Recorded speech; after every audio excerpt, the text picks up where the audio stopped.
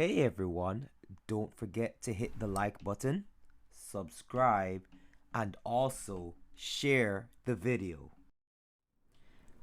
Welcome back, my friends. This is the Christian Jamaican Coolie, and as I promised, I want to continue talking about this issue, this unspoken conversation amongst many unspoken conversations.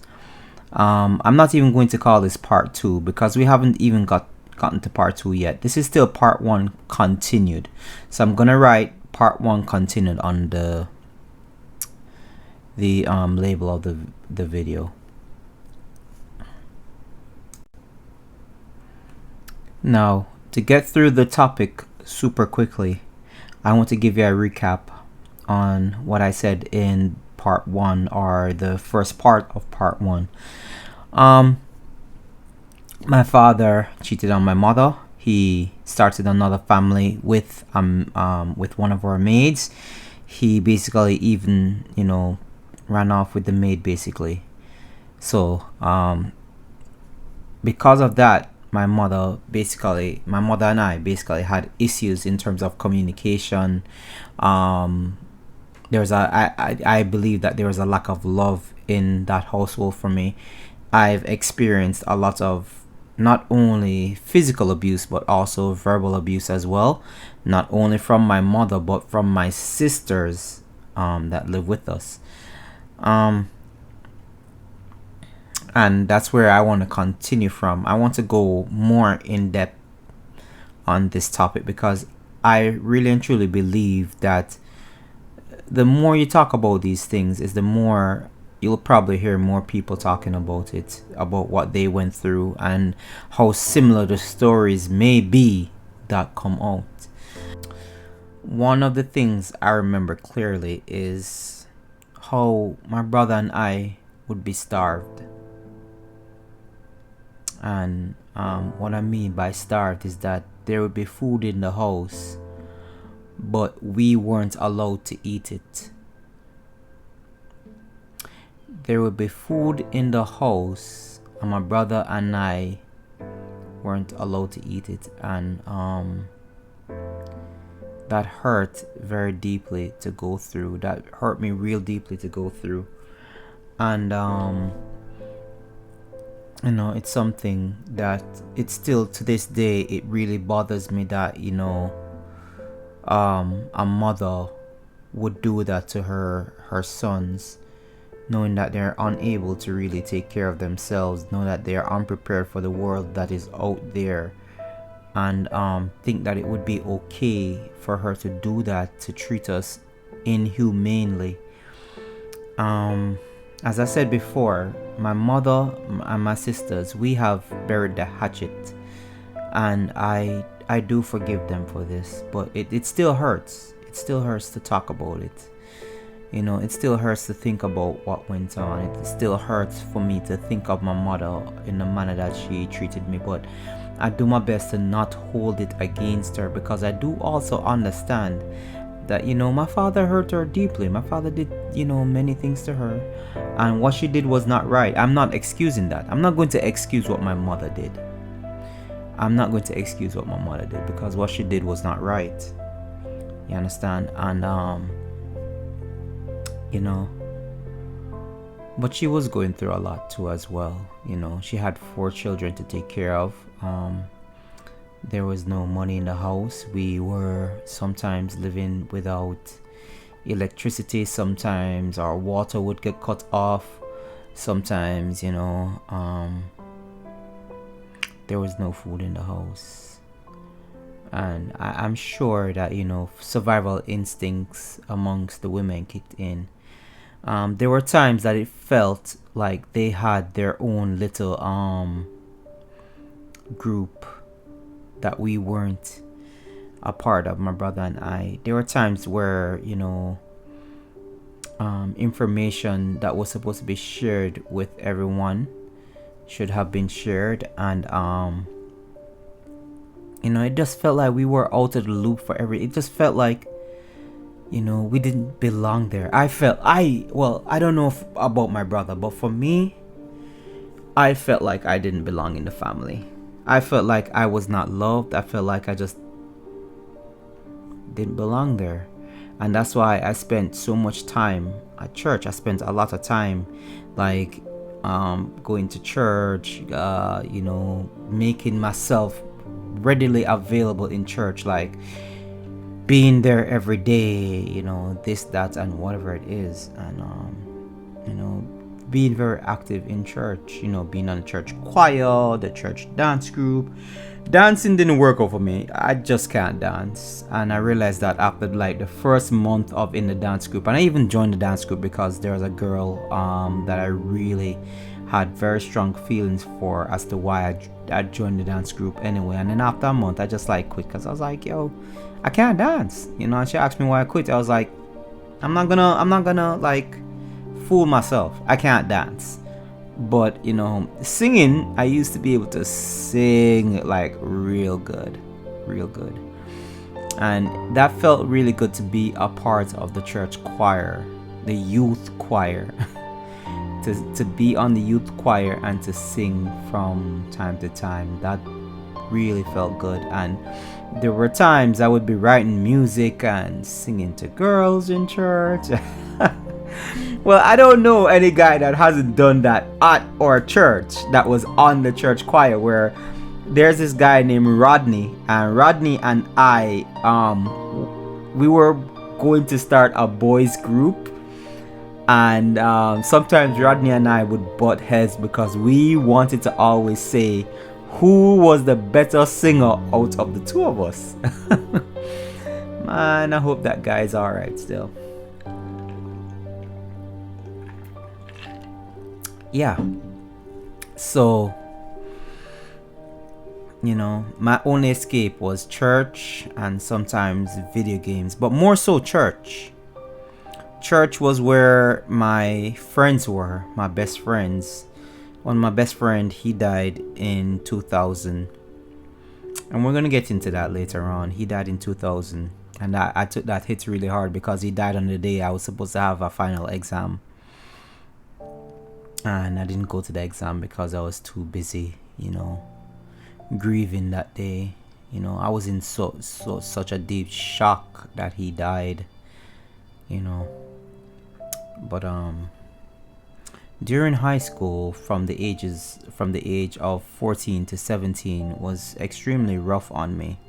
And that's where I wanna basically even start in terms of like, what was going on. I was a young Christian. I had gotten baptized in 1997.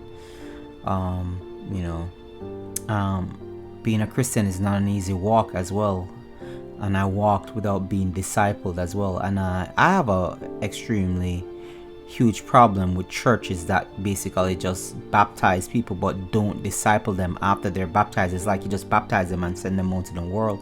You don't help them to stay in the Word of God. And I'm thankful that the Lord even basically He took me through the Word of God. I was a young Christian. I was facing school life. School life was not easy because I got into fights a lot. And I got into fights a lot because at that point in time I was very short. I'm 5'7", but at that point in time I wasn't a tall boy. And so sometimes you had to like defend yourselves. You had to have a reputation for people to not really mess with you. And I got into fights a lot. Luckily I had best friends in the school, and I'm still best friends with them now. And these guys, I gotta tell you, man, I love these guys like bread on butter. These guys, we would get into fights together. We had our little group, our video game group, that nobody really liked us and stuff like that. And I think I was only popular because of my last name. And I got into a lot of fights, and we would defend ourselves, and it seemed like something really fun to talk about now, because we won a lot of the fights, and even I got a few knocks in on some people. So when we would get into groups, like at the end of school, we would run from each other's class if we knew somebody was coming for one person, and we would group up as they would group up and get their friends, and we would just like have it out in the schoolyard fighting. And none of this knife and stone or brick. No, it was like fist fight, man. Like fist fight, bap, bap, bap, bap. People were like punching, kicking and stuff like that, and using their bags and like bap. But nobody took a knife. Thankfully, nobody took a knife, and nobody took a gun. We just like took our beating, or we gave a beating, and that was generally it.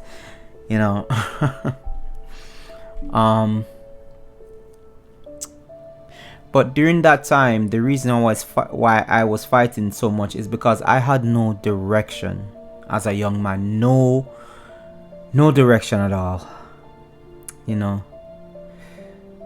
It came to a point in my life where when I was leaving high school, I didn't know. I was scared of the outside world of high school.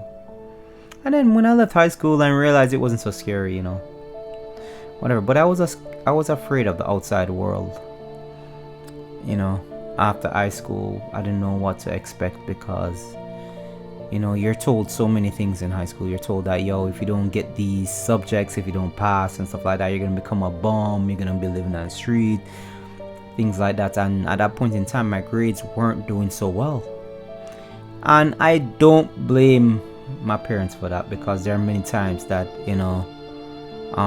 when I studied, I did excellent when I studied. So to really and truly, I know I didn't do well in high school because of my own efforts, and that I didn't put the effort behind myself to do well in high school. And what happened is, during that time, a lot of things was taking place. Like I said before, food would be in the home. My father would he would drop off groceries for us for the month or for the week. I'm not sure. My father would drop off groceries for us for the month or for the week. And basically, when my brother and I tried to eat something, we were told things like, Daddy told you that you should be moving out of the house. You're 17 years old. You should be moving out on your own. You're not supposed to be here. You're not supposed to eat the food. Why are you eating the food? And that was coming from our sister. And then when we would approach our mother and say, hey, listen, we're hungry and stuff, my mother would say the same thing to me, basically. Why are you touching the food? You're not supposed to eat any food. You need to get a job, and you need to go buy your own food, and you need to eat and all those things, and you need to get out of the house and whatever it is. And there was such a high level of hostility.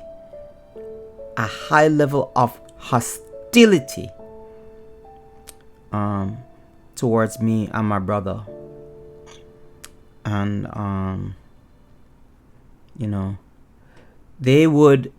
my mother would invade our personal space, our privacy of our bedroom. My sisters, they're like, not even my sisters, but my younger sisters, I don't want to say her name, but my younger sister, she would basically, she kind of hoards stuff, and they ran out of space in their bedroom, right? Because you have the boys' room, you have the girls' room, and you have the parents' room. Now, because my father doesn't really stay at the house anymore, like not much of his things is at the house. So when my sister, she ran out of space in her room, what she would do is take her things and put it in my mother's room now. And then it got to a point where my mother's room was like heavily cluttered with a lot of stuff.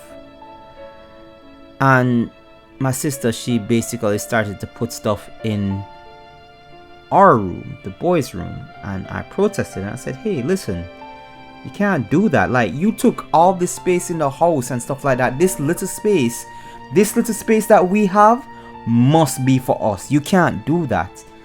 And so, you know, she would get my mother, and my mother would be like, you need to move out. This is my house, and and we will do what we damn well please, and, you know, things like that. And a lot of level of hostility towards us.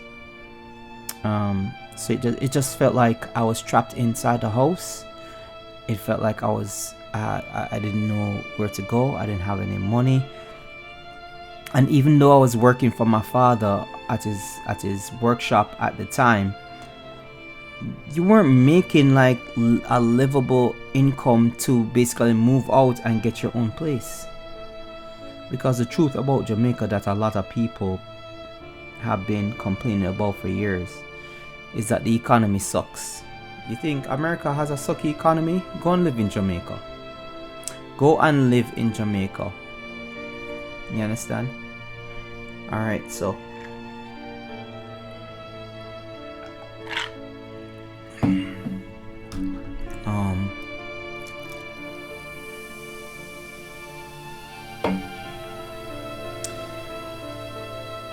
when I had my first real girlfriend, because you know, I knew a lot of girls. When I was very, very young, like before I reached like the age of 12, I was kissing a lot of girls on the cheek. I was holding hands with a lot of girls, but I think I grasped the concept of having a girlfriend at the age of 14 years old. And I had a girlfriend, and she was abusive to me too as well, and I'm going to get into that in part 2, which is going to be about the abusive girlfriends. Again, I mean, I've already done the videos on these before, but I want to do it again. So yeah, there was a point in time where, you know, we would just I was worried about, you know, being able to eat. And luckily I had best friends in high school where I went over their homes and their parents would feed me. You know, I was really happy for that. That's why I'm telling you that for these friends, I'll die for them. Bible says that no greater love is there than for someone to die for his friends.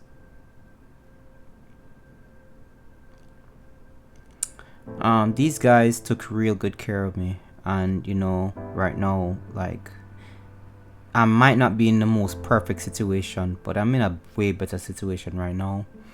I'm able to provide for myself and my family. You know, and sometimes I try to assist some of my friends if they do need it and stuff, because they do deserve it, because they've been there for me. There were times I was like really hungry and I couldn't eat in the house. There was no food. There are times when my father didn't send any food even for them. There were times my father did not send food even for my mother and my sisters, and there was no food in the house. You know, it had gotten to a point while I was still in high school where, and I'm very shameful and I'm hurt to say this, but my best friends would feed us. And I mean, when I say feed us, I mean feed our entire family.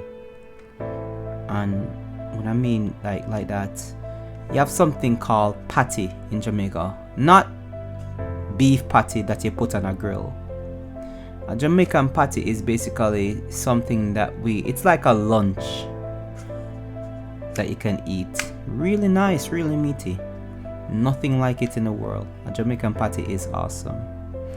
And I recommend people that if you go to Jamaica, Make sure you go to Tasty, Tastee, Tastee, and buy some patties. Buy some Jamaican patties. Buy a cheese patty. Buy a regular patty. Buy a regular beef patty. And man, you will lose your mind, because you will know exactly what I'm talking about. So back to the story is that there were times when my friends had to basically feed us. They would sometimes, especially during the summer where my father didn't want me to work there, work with him at his workshop. My friends would,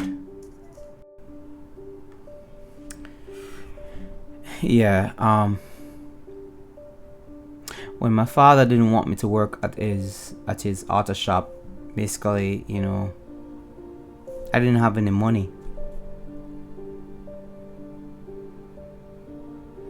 And there were times my mother wasn't working, because she was a stay-at-home mother. She has 4 children and stuff, and sometimes she would work because she has the education. Sometimes she used to work for my father as a secretary. But the bridge between her and my grandfather is burnt, so there was no way that she could go back and work for my grandfather and start to make some income. And do you understand what I'm saying?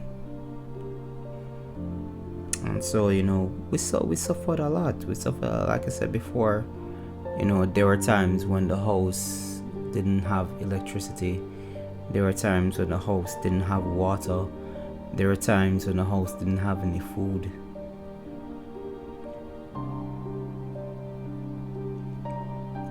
It had gotten to a point where,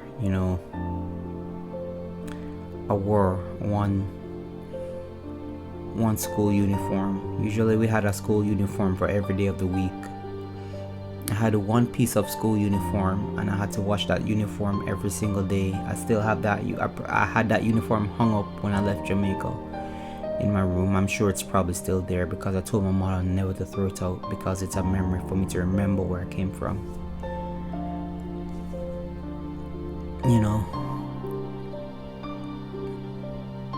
One uniform a day.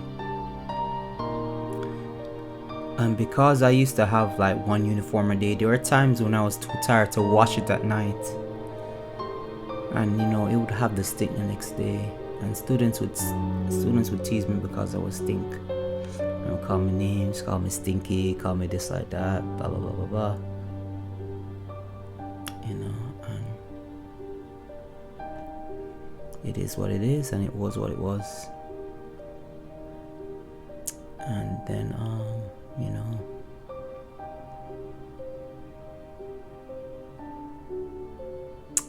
I used to do odd jobs. Like I used to teach the kids in the neighborhood how to use a computer. I used to do a lot of things for some of the neighbors. I didn't know how to cut grass or anything like that.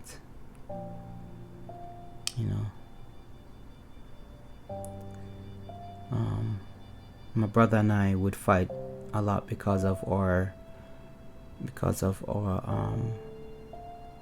territorial instincts, our need to be on top, our need to see which one of us was gonna rule the other.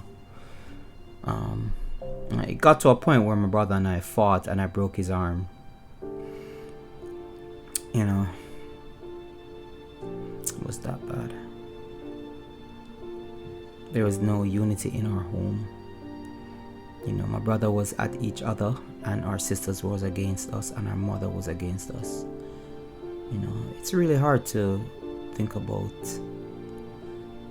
your parent not loving you, because you already stopped thinking about your father loving you, because he walked out on you. He walked out on you. So why would I even put thoughts to that man? He didn't care about us. He enslaved us. He called us names. He called us worthless. He too, in terms of damaging me, he did that as well. So it wasn't just my mother calling me worthless. I was getting it from both ends at times. You know. Thanks be to the Most High God that I am where I am today, not because of any of them, but because of what Yah has done in my life. Yeah, and it was pretty rough. You know, I remember there are times when my friends brought food over and stuff, and you know, I would say to her, see, so you gotta let us play video games because these guys are my friends are basically feeding you guys. You know, you know,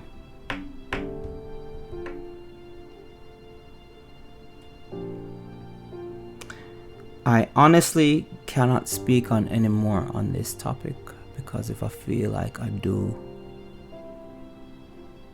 I feel like I might unbury some of the hurt that I have, and it feels like I actually feel like I want to cry right now. So I'm going to conclude the video on the last point in saying that, you know,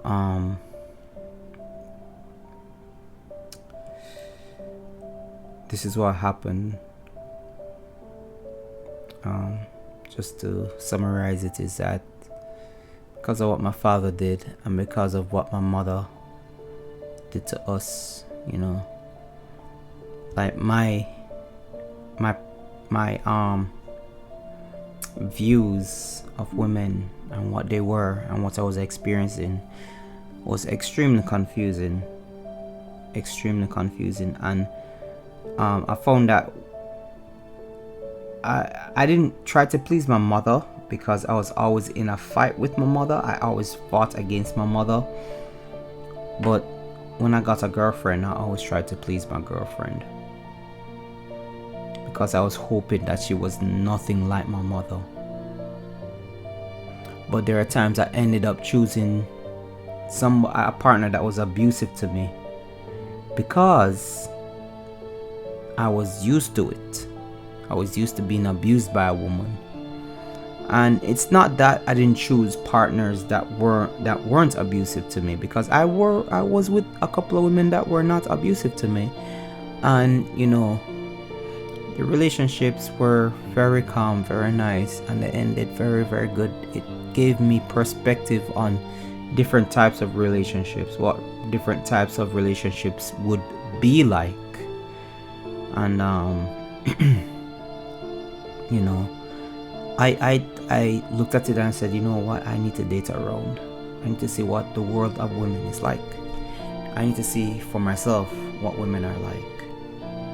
But anyway, until next time, this is the Christian Jamaican Coolie, and I'll see you for part 2.